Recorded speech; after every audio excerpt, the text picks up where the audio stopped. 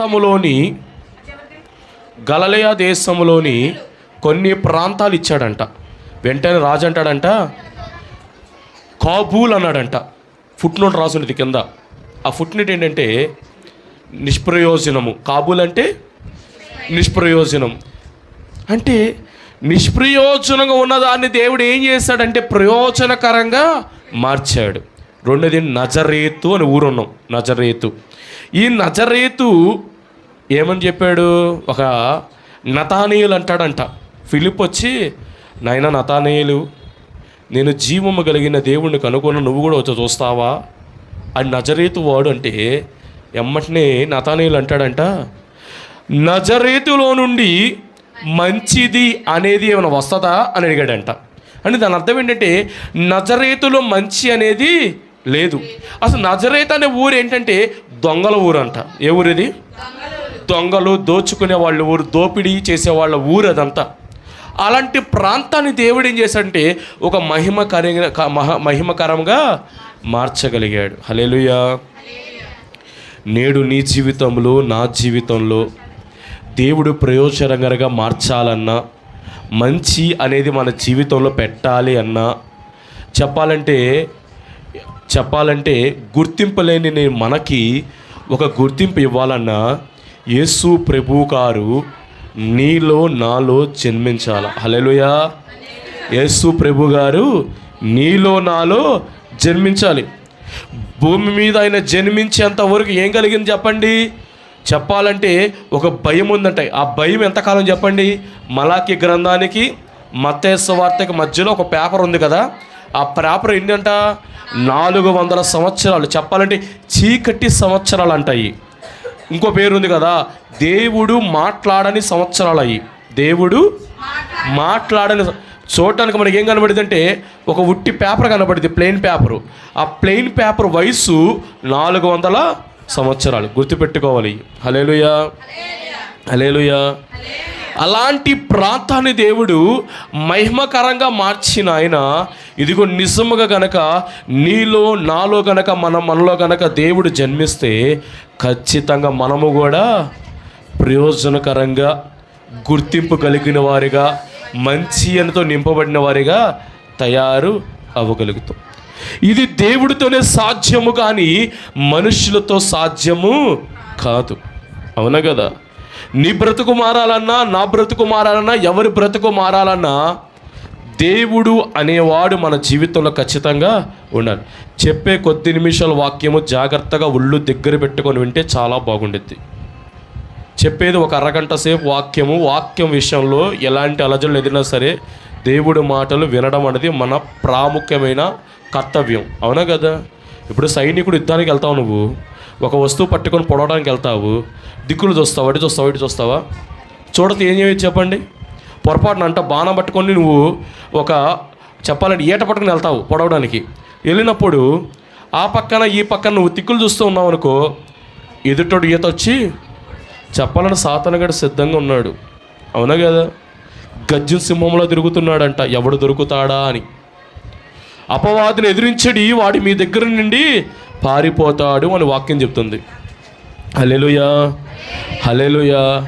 అంటే ప్రాముఖ్యంగా ఇది మన జీవితాల్లో దేవుడి కృప మనం పొందుకోవాలి, కాపుదల పొందుకోవాలి, దేవుడిచ్చే గొప్ప సమాధానం మనం పొందుకోవాలి అంటే నిజముగా యేసయ్య మన జీవితాల్లో ఏం చేయాలి చెప్పండి? మన జీవితంలోకి రావాలి. నేను చెప్పాను కదా, మన జీవితంలో ఏది ఉన్నా సరే యేసయ్య లేకపోతే శూన్యం, సున్నా. అదే కనుక మన జీవితంలో ఏది లేకపోయినా పర్లా, యేసయ్య ఉంటే అది 100% మనకు విలువ తెస్తుంది. హల్లెలూయా, హల్లెలూయా. నిజంగా ఈ లోకంలో చాలామంది నాకు ఇవి ఉన్నాయి, అవి ఉన్నాయి అనుకుంటున్నారు, కానీ యేసయ్య నీ జీవితంలో లేడే అన్న ఒక విషయం అని గుర్తించట్లా. అవునా కదా? హల్లెలూయా, హల్లెలూయా. అందుకని ప్రాముఖ్యంగా బెత్లెహేము లాంటి ప్రాంతాన్ని దేవుడు మార్చాడు, నజరేతు లాంటి ప్రాంతాన్ని దేవుడు మార్చాడు, గలిలయ ప్రాంతం లాంటి దేవుడు మార్చాడు. నిన్ను నన్ను కూడా దేవుడు మార్చగలడు. అంటే మన జీవితాల్లో ఎప్పుడైతే నిజముగా నేను మారాలి, మార్పు నొందాలి, దేవుడు కార్యం నా జీవితంలో జరగాలి. బయటిస్తున్నాడుకో లోపడమ్మా.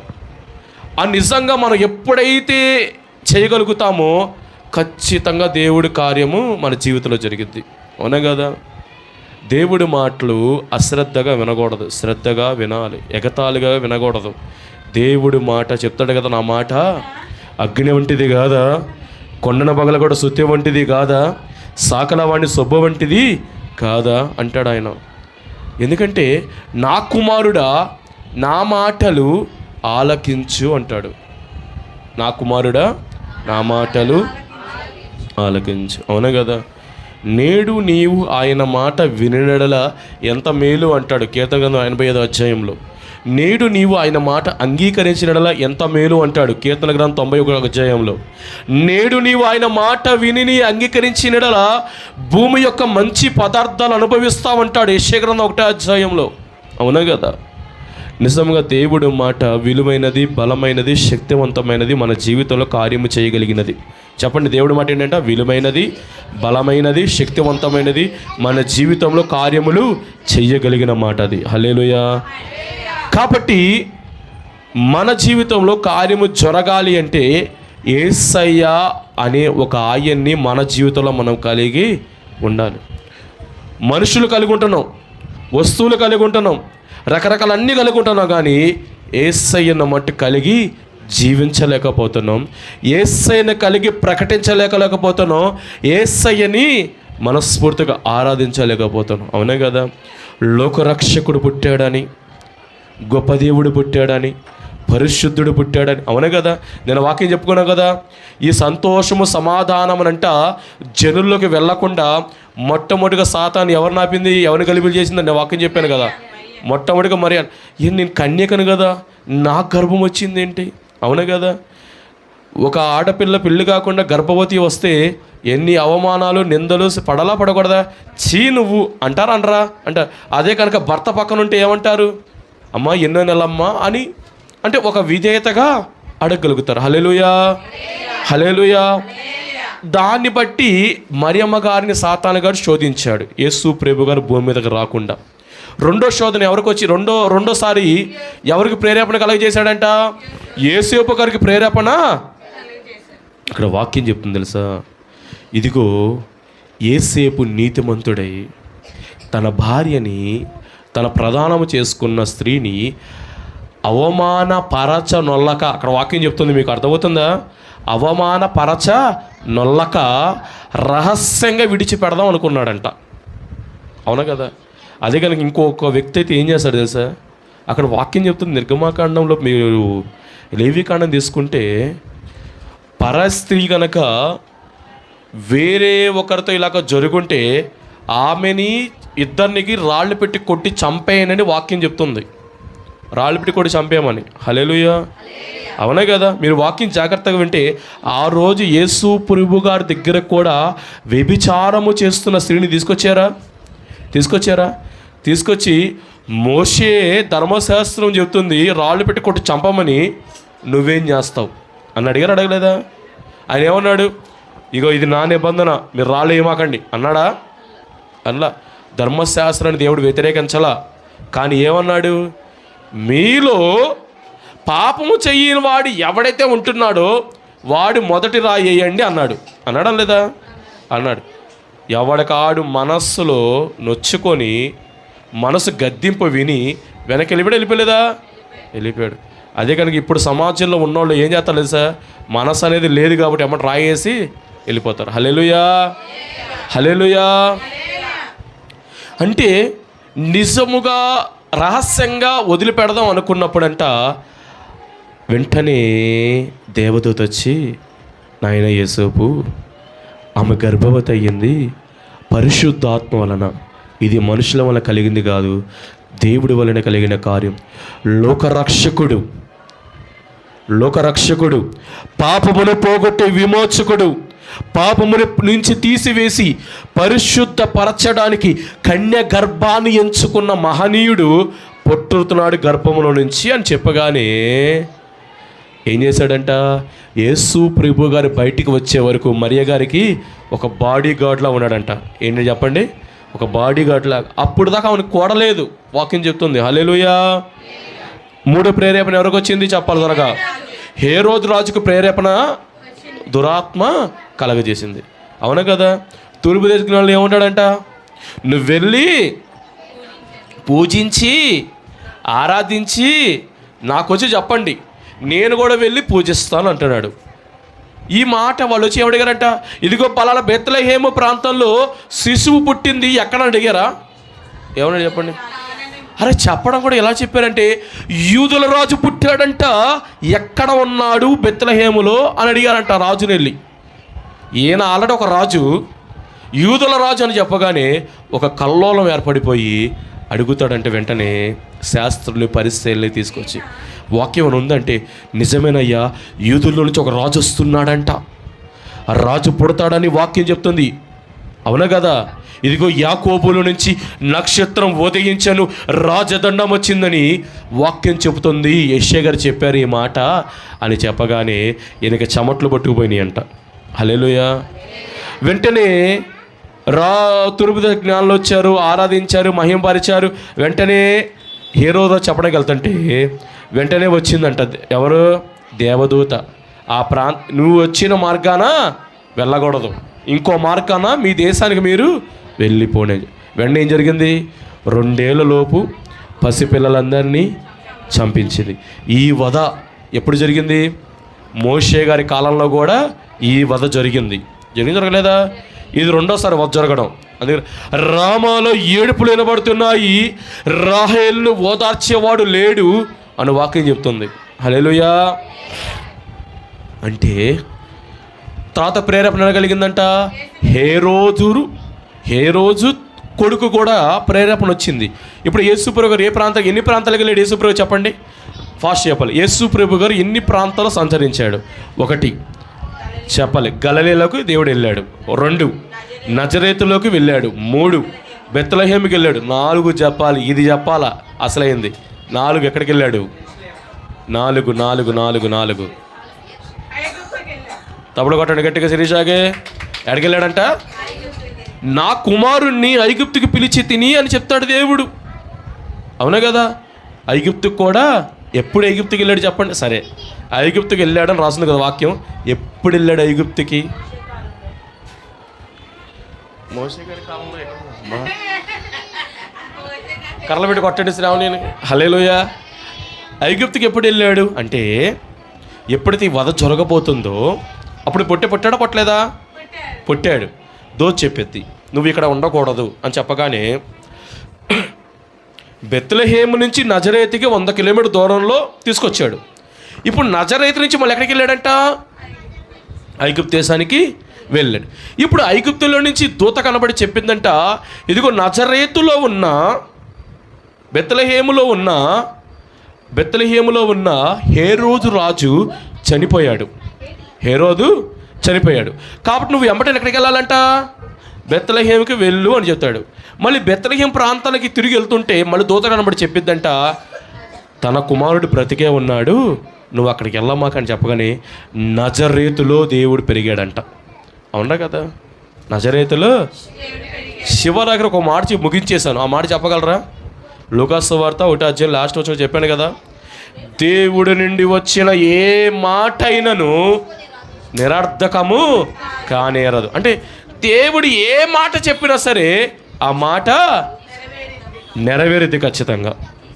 మరియ గారితో చెప్తాడంట దేవదూత, ఇదిగో నీ బంధువురాలు ఎలిజబెత్ ఉంది కదా, ఆమె కూడా గర్భం ధరించింది అని చెప్పగానే మరియ గారు అంటారంట, ఆ ముసలామ కదా, ఆమె గర్భం ఎలా వస్తుంది? అప్పుడు దేవదూత ఈ మాట చెప్పిద్ది. ఏం చెప్పింది చెప్పండి? ఏం చెప్పాను? దేవుడు చెప్పిన ఏ మాట అయినను నిరర్థకము ఖచ్చితంగా పనిచేస్తుంది, ఉపయోగంగా ఉండేది. ఇక నిరర్థకము పని చేయకుండా పోదయా, మాట పనిచేస్తుంది అన్నాడు. హల్లెలూయా. ఆకాశము భూమి గతించిన నా మాటలు గతించవు అని దేవుడు చెప్పాడే చెప్పలేదా? చెప్పాడు. హల్లెలూయా. ఈ వాక్యం మొత్తం ఎక్కడ జరిగిందంటే నిన్నటి దినాన జరిగింది. అందుకని ప్రతి విషయంలో కూడా కొన్ని విషయాలు చెప్పి ముగించేస్తాను ఫాస్ట్గా. కొన్ని విషయాలు కూడా మనం అసలు క్రిస్మస్ దినాలలో నిన్న వాక్యం ఏం చెప్పుకున్నామంటే బెత్లెహేమ్ అనే ప్రాంతం గురించి చెప్పుకున్నాం. అసలు బెత్లెహేమ్ అంటే ఏంటి, దేవుడు ఎక్కడ పెరిగాడు, అసలు ఎక్కడ పుట్టాడు, నిజంగా పశువుల పాకలో పుట్టాడా, ఇవన్నీ నిన్న చెప్పుకున్నాం. అవునా కదా? అసలు ప్రేరేపణ, సాతాను ఎలాంటి ప్రేరేపణ కలగజేసింది అనే విషయం బెత్లెహేమ్ గురించి చెప్పుకున్నాం. 2, యేసయ్య ఎక్కడ పుట్టాడు ఎక్కడ పెరిగాడో చెప్పుకున్నాం. 3, సాతాను కలిగించిన ప్రేరేపణ గురించి కూడా 3 తెలుసుకున్నాం. ఇవాళ చెప్పుకునే వాక్యం ఏంటంటే అసలు క్రిస్మస్ అంటే ఏంటి, క్రిస్మస్లో మనం ఎలా ఉండాలి అంటే క్రిస్మస్ 25వ తారీఖు ఒకరోజు చేస్తే దేవుడు కృపను పొందేసుకుంటామా, అసలు ఎప్పుడు మనం క్రిస్మస్ చేయాలి అంటే ఎలాగ దేవుడి గురించి మనం ప్రకటించాలి అనే విషయాలు కొన్ని చెప్పుకుందాము. వాక్యం చెబుతుంది, చాలా జాగ్రత్తగా వినండి. కూర్చుందాగమ్మా. ప్రాముఖ్యంగా వినండి. క్రిస్మస్ అంటే సంతోషము సమాధానము కలిగించే పండగ. చెప్పండి ఏంటంట, సంతోషము సమాధానము కలిగించే. క్రిస్మస్ అంటే పాపంలో ఉన్న మనుషుడికి విడుదల కలిగించిన పండగ. మొట్టమొదటి పండగ ఏంటంట, సంతోషము సమాధానము కలిగించిన పండగ. రెండోది ఏంటంటే పాపంలో ఉన్న మనుషుడికి విడుదల కలిగించిన పండగ. మూడోది ఏంటి అంటే మనకు కలిగిన నరకాన్ని తప్పించి ఆయనకు కలిగిన పరలోక రాజ్యంలోకి ప్రవేశించేలాగా కృపనిచ్చిన పండగ. హల్లెలూయా, హల్లెలూయా. ఎన్ని చెప్పడం, మొట్టమొదటి ఏంటంట సంతోషము సమాధానము కలిగించే పండగ. రెండోది మనుష్యుని వాడి పాపములో నుంచి విడుదల కలిగించిన పండగ. మూడోది ఏంటండి, మనకు కలిగిన నరకాన్ని తొలగించేసి ఆయన కలిగిన పరలోక రాజ్యంలోకి ప్రవేశింపచేసిన గొప్ప పండగ. హల్లెలూయా, హల్లెలూయా. నీ కొరకు నువ్వు బ్రతుకుతూ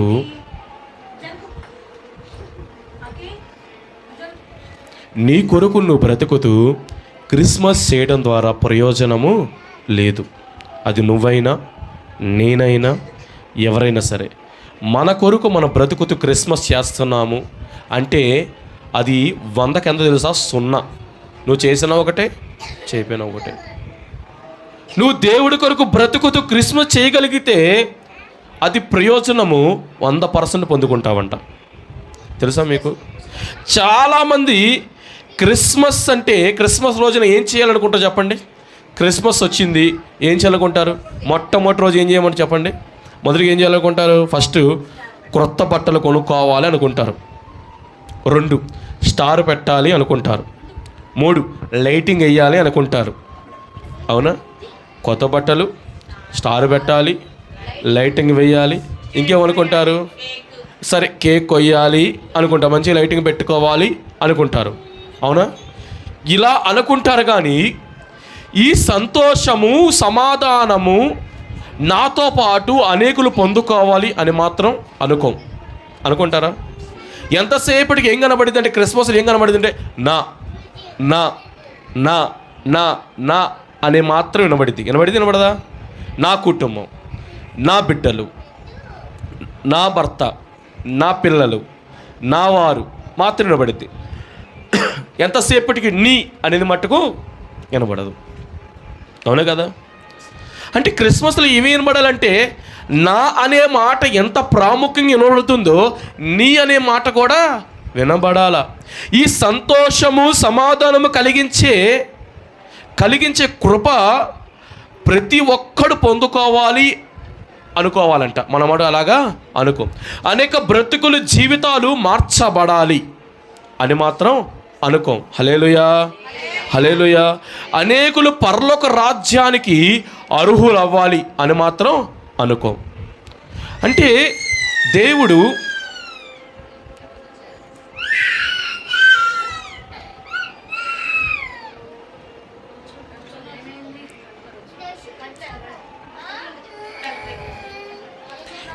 మొదటగా చెప్తున్న మాట ఏంటంటే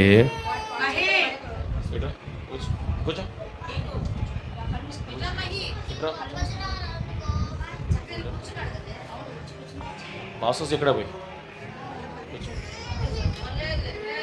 అంటే వినండి, దేవుడు మొదటిగా నా నీతిని నా రాజ్యాన్ని వెతుకు అంటున్నాడు. అనడం లేదా? మనం ఆ రెండు తప్ప అన్నీ చేస్తున్నారా? చెప్పాలంటే మనిషి బ్రతికేది 70-80, అవునా? ఎప్పుడు ఉంటామో తెలియదు, ఎప్పుడు పోతామో తెలియదు. ఆత్మ బ్రతికేది మట్టుకు యుగ యుగాలు బ్రతికేది. తెలుసా మీకు ఆ విషయం? శరీరం ఎక్కువ కాలం బ్రతికిద్దా, ఆత్మ ఎక్కువ కాలం బ్రతికిద్దా? శరీరం అంట మహా అయితే సంవత్సరాలు, ఆత్మకి యుగాలు. హల్లెలూయా, హల్లెలూయా. అంటే ప్రాముఖ్యంగా మన జీవితాల్లో దేవుడి కృప పొందుకోవాలంటే మనతో పాటు ఈ సంతోష సమాధానం అనేకులు పొందుకునే విధంగా ప్రార్థన చేయాలి. అయ్యా, అనేక బ్రతుకుల జీవితాల నామలు మార్చబడాలయ్యా అని ప్రార్థన చేయాలి. అనేకులు పరలోక రాజ్యానికి వెళ్ళాలయ్యా అని ప్రార్థన చేయాలి. హల్లెలూయా, హల్లెలూయా. నిజంగా అప్పుడు ఎలాగైతే నువ్వు అనుకుంటావు, అలా ప్రార్థన చేయగలుగుతావో ఖచ్చితంగా నిన్ను బట్టి దేవుడు సంతోషాన్ని వ్యక్తపరుస్తాడు. హల్లెలూయా, హల్లెలూయా. ఏమనుకోవాలంటే, ఇదిగో నన్ను తిట్టినవాడు పరలోక రాజ్యం రావాలి, నన్ను కొట్టినవాడు పరలోక రాజ్యం రావాలి, నన్ను హింస పెట్టినవాడు పరలోక రాజ్యం రావాలి, ఇదిగో నన్ను నాశనం చేయడానికి సిద్ధపడిన వాడు కూడా పరలోక రాజ్య ప్రవేశము జరగాలి అని చెప్పి నువ్వు ప్రార్థన చేయాలి. మనం ప్రార్థన తప్ప అన్నీ చేయగలుగుతున్నాం, కానీ ప్రార్థన మాత్రము చేయలేకపోతున్నాం. ప్రార్థన చేయాలి. హల్లెలూయా, హల్లెలూయా. ఎప్పుడైతే ఇవన్నీ నువ్వు చేయగలుగుతావో క్రీస్తుతో క్రిస్మస్ చేస్తావంట, క్రీస్తులో క్రిస్మస్ చేస్తావంట. చెప్పండి ఏంటంట? క్రీస్తుతో క్రిస్మస్ చేస్తావు, క్రీస్తులో క్రిస్మస్ చేస్తావు. అసలు చాలామంది క్రిస్మస్ అంటే ఏమనుకుంటున్నారంటే తీసుకోవడం అంటున్నారు. చెప్పండి, తీసుకోవడం ఏంటిది? దేవుని కృప, దేవుడు దీవెన తీసుకోవడం. చాలామంది క్రిస్మస్ అంటే ఇవ్వటం. ఏంటంట? ఇవ్వటం. ఏమి ఇవ్వాలి, ఎలాగ ఇవ్వాలి అంటే యాకోబు రాసిన పత్రిక చదువు ఫాస్ట్గా. యాకోబు పత్రిక 1:27 ఫాస్ట్గా. యాకోబు రాసిన పత్రిక 1:27. యాకోబు రాసిన పత్రిక 1:27 తీయాలి, త్వరగా తీరాలి.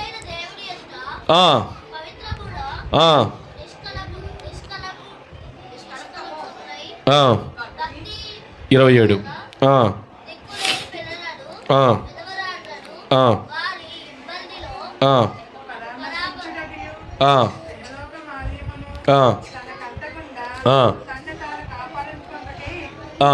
చాలు. హల్లెలూయా. అంటే నిజమైన క్రిస్మస్ అంటే ఏంటంటే ఏమి ఇవ్వాలంటే దిక్కులేని పిల్లలకు, విధవరాళ్లకు, వాళ్ళ ఇబ్బందులలో పరామర్శించుట. హల్లెలూయా. ఏం చేయాలంట? దిక్కులేని పిల్లలను, విధవరాళ్లను వాళ్ళ ఇబ్బందులలో పరామర్శించుటే నిజమైన క్రిస్మస్. హల్లెలూయా, హల్లెలూయా. నిజంగా దిక్కులేని పిల్లలకి ఇప్పుడు రోడ్ల మీద పడిపోతుంటారు. తెలుసా మీకు? రోడ్ల మీద చలిలో కూర్చొని ఉంటారు, పడుకొని ఉంటారు. నిజంగా కనుక వాళ్ళ దగ్గరికి వెళ్ళి వాళ్ళు నిద్రపోతున్నప్పుడు, చలిలో వణుకుతున్నప్పుడు వెళ్ళి ఒక రగ్గు కనుక ఇచ్చి వాళ్ళకి కప్పామనుకో, దేవుడు మహాకృప అయితే రేపు సంవత్సరం నుంచి మనం వసూలు చేసిన డబ్బులు ఏమైనా ఉంటే ఒక 2కో 4కన్నా అలా చేద్దాం వెళ్ళి. అంటే ఏం చేస్తున్నాడు పర్లేదు చూడండి. ఏం చేస్తున్నారంటే అలా రగ్గు కప్పారు, నీ చల్ల వణికిపోతున్నాడమ్మా, వెళ్ళి నువ్వు ఒక రగ్గు కప్పామనుకో సంతోషపడతాడా? పడతాడు. ఆ కళ్ళల్లో కనబడే ఆనందం అంట దేవుని కృప నీ మీదకి రావడానికి ఉపయోగపడుతుందంట. తెలుసా మీకు ఆ విషయం? వాళ్ళ కళ్ళలో కనబడే ఆనందం అంట దేవుని మహాకృప నీ మీదకి, నీ బిడ్డల మీదకి, నీ కుటుంబం మీదకి రావడానికి ఉపయోగపడుతుంది. హల్లెలూయా, హల్లెలూయా. నిజముగా బట్టలు లేని వారికి బట్టలు ఇవ్వడం, తిండి లేని వారికి కొంతమందిలో మన తిండి పెట్టడం. ఆ రోజు సెమీ క్రిస్మస్ రోజు మనం చేసింది కూడా అదే. ఎంతమంది ఎన్ని ప్లేట్లు తీసుకెళ్తానో ఎందుకు ఊరుకున్నామంటే కడుపు నిండాలి అన్న ఉద్దేశంలో వదిలేసాం. హల్లెలూయా, హల్లెలూయా. నిజముగా అలాగా నువ్వు పెట్టాలి. ఓ మాట చెప్పనా, నువ్వు తిండి మనిషికి పెడతావు అనుకుంటున్నావు, కానీ మనిషికి పెట్టట్లా, దేవుడికే పెడుతున్నావంట. ఆ మాట నువ్వెలా చెప్పగలుగుతానో అని నువ్వు అడగాలిగా. హల్లెలూయా. అర్థమైందా నీకు? దిక్కులేని పిల్లలకి ఆదుకుంటున్నావు, విధవరాళ్ళని ఆదుకుంటున్నావు, వారి ఇబ్బందులు పరామర్శించి వాళ్ళకి తిండి పెడుతున్నావు, ఏం చేస్తున్నావు? దీనివల్ల నువ్వు దేవుడికి ఏం చేస్తున్నావు అంటే దేవుడు ఏమన్నా తెలుసా? చూడండి, ఫాస్ట్ ముగిద్దాం. ఫాస్ట్ మత్తయి సువార్త 25వ అధ్యాయము 35 వచనం నుంచి కొన్ని వచనాలు త్వరగా తీయాలి. వదిలేసి చూసుకుంటారు. మత్తయి సువార్త 25:35 నుంచి 40 త్వరగా చదవాలి, ఫాస్ట్గా చదవాలి. అది మాట గుర్తుపెట్టాను. ఆకలి గుంటిని మీరు నాకు భోజనం పెట్టారు, దప్పికొంటిని నాకు దాహం ఇచ్చారు, పరదేశిన యుంటిని నన్ను చేర్చుకున్న. మొట్టమొదటి మాట ఏంటంట? నాకు ఆకలేసింది, నువ్వు నాకు అన్నము పెట్టావు. నాకు దాహం వేసింది, నాకు దాహము తీర్చావు. నేను పరదేశిగా ఉన్నాను కానీ నువ్వు నన్ను ఇంటగా చేర్చుకున్నావు. చదవండి.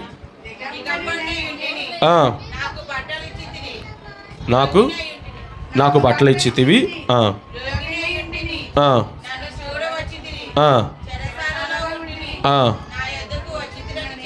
హల్లెలూయా. ఎన్ని చెప్పండి. నాకు అన్నం పెట్టావయ్యా, నాకు దాహం ఇచ్చావయ్యా, నేను పరదేశంలో ఇంటే చేర్చుకున్నావయ్యా, నాకు రోగం అంటే నన్ను ఆదుకున్నావయ్యా, నువ్వు నన్ను ఆదుకున్నావు. ప్రతి విషయంలో బట్టలేని స్థితిలో కూడా నువ్వు నాకు బట్టలు ఇచ్చావయ్యా. ఎన్ని అడుగు నీతిమంతులు అంటారంట, నీతిమంతులు దేవుని అడుగుతారంట, యేసయ్యా నేను చేసిందే మనుషులకి, నీకు చేశానంటావేంటి? నీకు ఎప్పుడు బట్టలు ఇచ్చా, నేను ఎప్పుడు దాహమితి నీళ్ళు ఇచ్చాను, ఎప్పుడు ఇచ్చాను అనుడిది యేసయ్య అంటాడు. మాట చదవండి.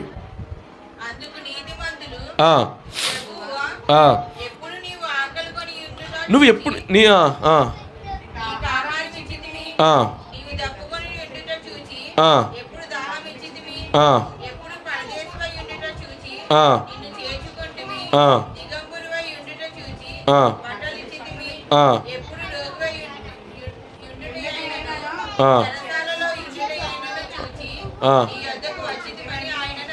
ఇప్పుడు అడిగారు కదా, ఎప్పుడు ఇచ్చాను నీకు ఆహారం, ఇప్పుడు పెట్టా. యేసయ్యా నీకు ఆహారం ఇప్పుడు పెట్టాను, ఎప్పుడు నీళ్ళు ఇచ్చాను, ఎప్పుడు దాహం తీర్చాను, ఎప్పుడు రోగం నిన్ను ఎప్పుడు చేరదీశానంటే దేవుడు అంటాడు. చదవండి ఫాస్ట్గా. అందుకు రాజు మిక్కిలి అల్పుడైన ఈ నా సహోదరులో ఒకరికి మీరు చేసి తిరిగి కనుక చాలు. హల్లెలూయా. మీరు వారికి చేసి తిరిగి కనుక నాకు చేసినట్టే, మీరు వాళ్ళని ఆదుకున్నారు కనుక నన్ను ఆదుకున్నట్టే.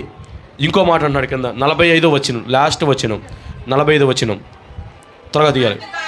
అందుకు ఆయన మిక్కిలి అల్పులైన వీరిలో ఒకనికైనను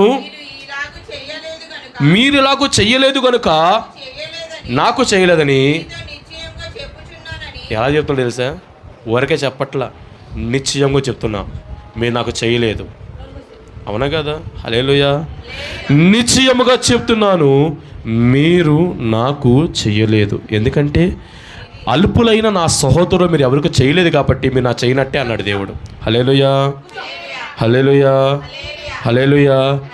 నిజంగా క్రీస్తుని గురించి మనం అనేక మందికి చెప్పాలి, క్రిస్మస్ గురించి చెప్పాలి. ఏమని చెప్పాలో 3 మాటలు ముగిచ్చేస్తాను. ఏమని చెప్పాలంట? మొట్టమొదటి మాట, నిజమైన వెలుగుంది, అది భూమి మీదకి వచ్చింది, ప్రతి మనిషిని వెలిగిస్తుంది. అది సెలబ్రేటరీ ఏమన్నా? సెలబ్రేటరీయా? హల్లెలూయా, హల్లెలూయా. అది సెలబ్రేటరీయా? ఎవరైనా సెలబ్రేట్ అయ్యమన్నా అంటే కాదంట. ఒకటే మాట ఉంది, హల్లెలూయా. ఎందుకు అవుతున్నారు?